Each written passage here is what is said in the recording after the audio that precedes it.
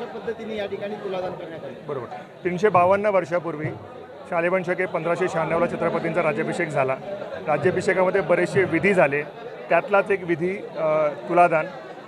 तुलादान करणं तुलादानच्या पाठचं जे शास्त्र आहे की राजा जेव्हा राज्याचं रक्षण करतो किंवा विस्तार करत असताना, रक्षण करत असताना आपल्याकडनं गोहत्या होते, ब्राह्मण हत्या होते, शेताचं नुकसान होतं.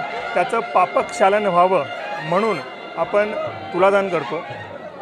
तुलादान करताना आपण आपल्या वजनाचं सोनं, नाणं, जिन्नस ब्राह्मणांमध्ये, लोकांमध्ये दान करतो. तो विधी महाराजांनी 352 वर्षापूर्वी याच रायगडावरनं केला होता. त्याचंच एक प्रतिकात्मक रूप म्हणून आपण त्यांच्या प्रतिमेच्या वजनाचे जिन्नस तुलादानामध्ये करून देशभरातनं, भारतातनं, महाराष्ट्रातनं वेगवेगळ्या संस्था येऊन वस्तू पाठवतात. त्यातनं आपण तुलादान करतो आणि त्याचा वाटा आपण गडावरील देशभक्तांमध्ये करतो, शिवभक्तांमध्ये करतो.